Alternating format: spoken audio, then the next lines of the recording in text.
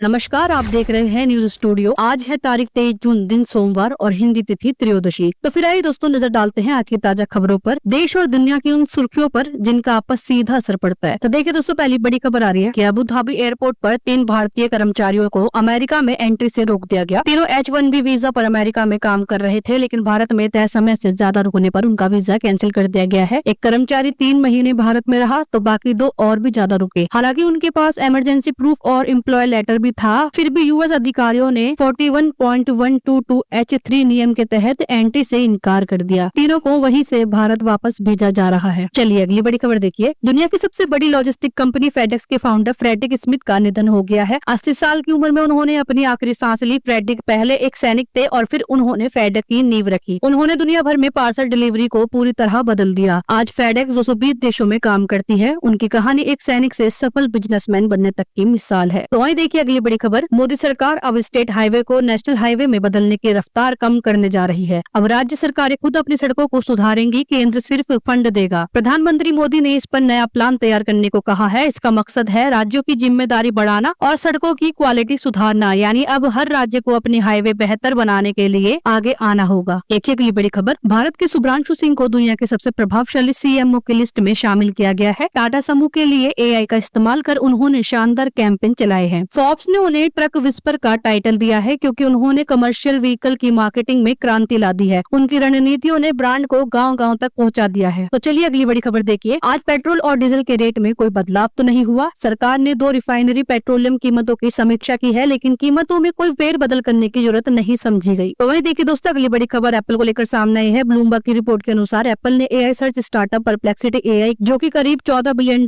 की है, को खरीदने को लेकर एक आंतरिक बातचीत की है। यह कदम एप्पल की गूगल पर निर्भरता कम करने की रणनीति का हिस्सा है। खासकर सफारी ब्राउजर के लिए AI संचालित सर्च विकल्प लाने के मकसद से ये किया जा रहा है। अभी तक कोई ऑफिशियल ऑफर या परप्लेक्सिटी के साथ बातचीत शुरू तो नहीं हुई। देखिए, पहलगाम अटैक को लेकर भी एक बड़ी खबर आई है। जम्मू कश्मीर के पहलगाम हमले में बड़ा खुलासा हुआ है। NIA ने 2 लोगों को गिरफ्तार किया है जो आतंकियों को पनाह दे रहे थे। जांच में पता चला कि हमला करने वाला आतंकी पाकिस्तानी नागरिक है और लश्कर-ए-तैयबा से जुड़ा है। गिरफ्तार आरोपियों ने बताया है कि उन्होंने आतंकियों को छिपाने और आगे भेजने में मदद की। NIA अब हमले की पूरी साजिश की कड़ियां जोड़ रही है। तो वही देखिए अगली बड़ी खबर ऑपरेशन सिंधु को लेकर सामने आई है। ऑपरेशन सिंधु के तहत ईरान से आज 290 और भारतीय नागरिक भारत लौट आए हैं। अब तक कुल 1117 लोग सुरक्षित स्वदेश पहुंच चुके हैं। जैसे ही विमान भारतीय सरजमी पर उतरा, वंदे मातरम और भारत माता की जय के नारे गूंज उठे। सरकार और भारतीय वायुसेना लगातार मिशन से जुटी है ताकि हर एक नागरिक को सुरक्षित वापस लाया जा सके। ये सिर्फ एक ऑपरेशन नहीं, एक भावनात्मक वापसी है। देखिए दोस्तों, अगली बड़ी खबर। एयर इंडिया ने एक बड़ी घोषणा की है। एयर इंडिया ने सिंगापुर जाने वाली 2 इंटरनेशनल फ्लाइट्स को सस्पेंड कर दिया है। इसके अलावा 19 घरेलू सिस्टम पर भी फ्लाइट्स की संख्या घटाई है। ये बदलाव 15 जुलाई तक लागू रहेंगे। एयरलाइन का कहना है कि ये फैसला ऑपरेशनल वजहों और कम डिमांड को देखते हुए लिया गया है। यात्रियों को सलाह दी गई है कि वो अपनी ट्रैवल डेट्स चेक करके ही टिकट बुक करें। एक अगली बड़ी खबर राजस्थान को लेकर सामने आई है। बारिश के कहर के चलते राजस्थान में हाईवे डूबा। जोधपुर में भी 3 मौतें हुई। राजस्थान में भारी बारिश से हालात बिगड़ते जा रहे हैं। दिल्ली गुजरात को जोड़ने वाले नेशनल हाईवे पर पानी भर गया है। कई गाड़ियां फंसी हुई है। जोधपुर में तेज बहाव में एक कार बह गई जिसमें 3 लोगों की दर्दनाक मौत हो गई। उधर उज्जैन के महाकाल मंदिर परिसर में छत से पानी टपकता दिखा। श्रद्धालु परेशान हुए। मंदिर प्रबंधन पर भी सवाल खड़े हो चुके हैं। देखिए दोस्तों, अगली बड़ी खबर। अहमदाबाद विमान हादसे में जान गंवाने वाली एयर होस्टेस नगनतोय शर्मा का अंतिम संस्कार मणिपुर में किया गया। उनका पार्थिव शरीर जैसे ही घर पहुंचा, पूरा परिवार बेसुध हो गया। नगनतोय अपने कर्तव्य के दौरान हादसे की शिकार हुई। लोगों ने नम आंखों से उन्हें अंतिम विदाई दी। एक बेटी, एक प्रोफेशनल और एक बहादुर इंसान को आज देश ने खो दिया। वहीं देखिए दोस्तों, अगली बड़ी खबर। चंडीगढ़ एयरपोर्ट पर उस वक्त हड़कंप मच गया जब लखनऊ जा रही फ्लाइट उड़ान भरने ही वाली थी। तभी पायलट ने तकनीकी खामी की जानकारी दी। फ्लाइट में 177 पैसेंजर भी सवार थे। सुरक्षा को देखते हुए उड़ान रोक दी गई और सभी यात्रियों को सुरक्षित उतार लिया गया। टेक्निकल टीम अब जांच में जुटी हुई है। वहीं देखिए दोस्तों, गुजरात से भी एक बड़ी खबर आई है। गुजरात में पंचायत चुनाव के लिए वोटिंग शांतिपूर्वक संपन्न हुई। राज्य भर में करीब 81 लाख मतदाताओं ने अपने मताधिकार का प्रयोग किया। चुनाव में ग्रामीण विकास और स्थानीय नेतृत्व अहम मुद्दा रहा। अब सबकी निगाहें 25 जून पर टिकी हुई है। अब नतीजों की मतगणना होगी और नए प्रतिनिधि तय होंगे। तो वही देखिए दोस्तों, अगली बड़ी खबर। तमिलनाडु में चेन्नई बेंगलुरु नेशनल हाईवे पर बना एक फ्लाईओवर अचानक चर्चा में आ गया जब उसका स्लैब अपनी जगह से खिसक गया। हादसा तो टला, लेकिन सर्विस रोड पर 3 किलोमीटर लंबा जाम लग गया। ट्रैफिक ठप हो गया और लोगों को घंटे परेशानी झेलनी पड़ी। इंजीनियरिंग फॉल्ट की आशंका जताई जा रही है और अब जांच शुरू हो चुकी है। तो वही देखिए दोस्तों, अगली बड़ी खबर। गृह मंत्री अमित शाह ने नक्सलियों को लेकर एक बड़ा बयान दिया है, कहा कि अब चर्चा नहीं सिर्फ एक्शन होगा। बारिश हो या धूप, नक्सलियों को सोने नहीं देंगे, ऑपरेशन लगातार चलता रहेगा। शाह रायपुर पहुंचे थे, जहां उन्होंने NFSU कैंपस का शिलान्यास किया। उन्होंने कहा कि तकनीक से आतंक और अपराध दोनों पर लगेगा ब्रेक। वही देखिए दोस्तों, एक बड़ी खबर आई है। विदेश मंत्री S जयशंकर ने पड़ोसी देशों को साफ संदेश दिया है, भारत के साथ चलने से उन्हें फायदा होगा और अगर नहीं चले तो उनको भारी नुकसान उठाना पड़ सकता है। पाकिस्तान को लेकर भी उन्होंने कहा कि वहाँ मामला अलग है, क्योंकि वहाँ की सेना ही भारत विरोध की नीति पर देश चला रही है। जयशंकर का यह बयान भारत की साफ और आत्मविश्वासी विदेश नीति को दिखाता है। तो वही देखिए, कश्मीर वंदे भारत को लेकर भी एक बड़ी खबर आई है। कश्मीर जा रही वंदे भारत एक्सप्रेस में जुलाई तक कोई सीट खाली नहीं है। 25 जुलाई तक लंबी वेटिंग लिस्ट चल रही है। हर दिन बुकिंग की संख्या बढ़ती जा रही है। इधर यात्रियों के लिए राहत की खबर भी है। कश्मीर रूट पर हवाई किराया 50% तक घट गया है। पर्यटन सीजन में कश्मीर एक बार फिर टॉप डेस्टिनेशन बन चुका है। तो वही देखिए, राधा रघुवंशी केस के ऊपर भी एक बड़ी खबर सामने आई है। सोनम का बैग जलाने के मामले में पुलिस ने बिल्डिंग कॉन्ट्रैक्टर और एक गार्ड को गिरफ्तार किया है। CCTV फुटेज में आरोपी फ्लैट से बैग ले जाते हुए दिखे थे। बाद में जली हुई सिम, राजा की चेन और अहम डॉक्यूमेंट बरामद किए गए। पूछताछ में दोनों ने चोरी और सबूत मिटाने की बात कबूली है। पुलिस अब पूरे मामले की कड़ी से कड़ी जोड़ रही है। तो वही देखिए दोस्तों, अगली बड़ी खबर हरियाणा को लेकर सामने आई है। हरियाणा में पहली बार राष्ट्रीय शहरी निकाय सम्मेलन होने जा रहा है। गुरुग्राम में आयोजित इस मेगा इवेंट में देश भर से 500 से ज्यादा डेलीगेट जुटेंगे। इस सम्मेलन में स्मार्ट सिटी, शहरी विकास और पब्लिक सर्विस का भी मंथन होगा। विधानसभा अध्यक्ष ज्ञानचंद गुप्ता खुद तैयारियों का जायजा लेने पहुंचे हैं। सरकार इसे शहरी योजनाओं के बेहतर समन्वय की दिशा में बड़ा कदम मान रही है। और वहीं देखिए दोस्तों, अगली बड़ी खबर, अहमदाबाद में क्रैश हुए विमान का मलबा हटाते वक्त फिर एक मुश्किल खड़ी हो गई। प्लेन की टेल एक पेड़ में फंस गई, जिसे निकालने के लिए डालियां काटनी पड़ी। इस दौरान इलाके का रास्ता करीब 2 घंटे तक बंद रहा। रेस्क्यू टीम को टेल हटाने में काफी मशक्कत करनी पड़ी। अब एयरक्राफ्ट मलबे को पूरी तरह हटाने का काम जारी है। तो वहीं देखिए दोस्तों, अगली बड़ी खबर, अमेरिका ने पहली बार बताया है कि उसने ईरान के एटमी ठिकानों पर कैसे हमला किया। ऑपरेशन में 125 फाइटर जेट, जिनमें 7 B-2 स्टील्थ बॉम्बर भी शामिल थे। 3 न्यूक्लियर साइट को निशाना बनाया गया। करीब 14,000 किलोमीटर वजनी दर्जन भर बम गिराए गए, जिनका मकसद था कि परमाणु कार्यक्रम की रीढ़ तोड़ना। यह अब तक का सबसे बड़ा और सटीक एयर स्ट्राइक माना जा रहा है। तो वहीं देखिए दोस्तों, अगली बड़ी खबर, ईरानी हमले के बाद इजराइल में तबाही की कुछ तस्वीरें भी आप सामने देख सकते हैं। टेल अवीव में इमारतें मलबे में बदल गई। रेस्क्यू टीमों ने बच्चों और बुजुर्गों को मलबे से बाहर निकाला। हाइफा में कई मकान पूरी तरह जमींदोज हो चुके हैं। इन कुछ तस्वीरों में दर्द, डर और तबाही साफ झलकती है। हर तस्वीर एक चीख है जो जंग की कीमत बता रही है। अगली बड़ी खबर, पाकिस्तान में अब 34,000 करोड़ रुपए के क्रिप्टो बिजनेस की कमान आर्मी चीफ असीम मुनीर के हाथ में होगी। खबर है कि इस मेगा प्रोजेक्ट में अमेरिका भी पूरी तैयारी में है और इसमें डोनाल्ड ट्रंप और शहबाज शरीफ फैमिली जैसे बड़े नामों की पार्टनरशिप की चर्चा है। और पाकिस्तान में क्रिप्टो सिर्फ कारोबार नहीं बल्कि सैन्य रणनीति का भी हिस्सा बनता दिख रहा है। वही देखिए दोस्तों, अगली बड़ी खबर, टीम इंडिया के पूर्व कप्तान सौरव गांगुली ने साफ किया है कि वो अब भारतीय टीम के कोच बनने के लिए तैयार है। गांगुली ने कहा कि पहले समय नहीं था और अब पूरी तरह से तैयार हूँ। साथ ही उन्होंने ये भी साफ किया है कि वो राजनीति में नहीं जाएंगे। दादा का अनुभव और आक्रामक सोच टीम इंडिया के लिए एक गेम चेंजर बन सकता है। वही देखिए दोस्तों, अगली बड़ी खबर, UGC नेट 2025 का एडमिट कार्ड जारी कर दिया गया है। यह परीक्षा 25 जून को CBT मोड यानी कि कंप्यूटर बेस्ड टेस्ट में होगी। उम्मीदवार अपना हॉल टिकट UGC की आधिकारिक वेबसाइट से डाउनलोड कर सकते हैं। एग्जाम सेंटर, टाइमिंग और जरूरी निर्देश एडमिट कार्ड पर दिए गए हैं। उसे ध्यान से पढ़ना बेहद जरूरी है। तो वही देखिए दोस्तों, अगली बड़ी खबर, शिक्षा मंत्रालय ने कोचिंग सेंटरों पर बढ़ती निर्भरता को लेकर जांच शुरू कर दी है। एक पैनल गठित किया गया है जो डमी स्कूल एंट्रेंस एग्जाम की जरूरत और निष्पक्षता पर रिपोर्ट तैयार करेगा। नीट, JEE जैसे एग्जाम में कोचिंग की भूमिका पर गंभीर सवाल उठे हैं। सरकार अब शिक्षा के निजीकरण और दबाव के माहौल की जड़ तक पहुंचना चाहती है। तो वहीं देखिए दोस्तों, अगली बड़ी खबर, स्कूल लेक्चरर और कोच पदों पर भर्ती के लिए परीक्षा कल से शुरू हो रही है। राज्य के 15 जिलों में 909 एग्जाम सेंटर बनाए गए हैं। कुल 2202 पदों के लिए अभ्यर्थी परीक्षा देंगे। एग्जाम शेड्यूल 4 जुलाई तक चलेगा। उम्मीदवारों को एडमिट कार्ड और पहचान पत्र साथ लाना अनिवार्य होगा। तो वही देखिए दोस्तों, अगली बड़ी खबर, कनाडा ने दूसरी बार T20 वर्ल्ड कप के लिए क्वालिफाई कर लिया है। वो 2026 में टूर्नामेंट में पहुंचने वाली 13वीं टीम बन गई है। अगला T20 वर्ल्ड कप भारत और श्रीलंका में संयुक्त रूप से खेला जाएगा। कनाडा की टीम पहले भी अपने जज्बे और ऑलराउंड परफॉर्मेंस से सबको चौंका चुकी है। अब देखना होगा एशियाई सरजमी पर क्या करिश्मा करती है ये टीम। तो ये थी दोस्तों आज की सभी महत्वपूर्ण खबरें। देखते रहिए न्यूज स्टूडियो को, जहां खबरें मिलती है भरोसे के साथ। और अगर आपने चैनल को सब्सक्राइब नहीं किया है तो प्लीज चैनल को सब्सक्राइब करके वीडियो को लाइक और शेयर जरूर करें। साथ ही दोस्तों कमेंट में अपने राज्य का नाम जरूर लिख कर जाएं। धन्यवाद, फिर मिलेंगे अगली अपडेट के साथ। तब तक के लिए जय हिंद, जय भारत।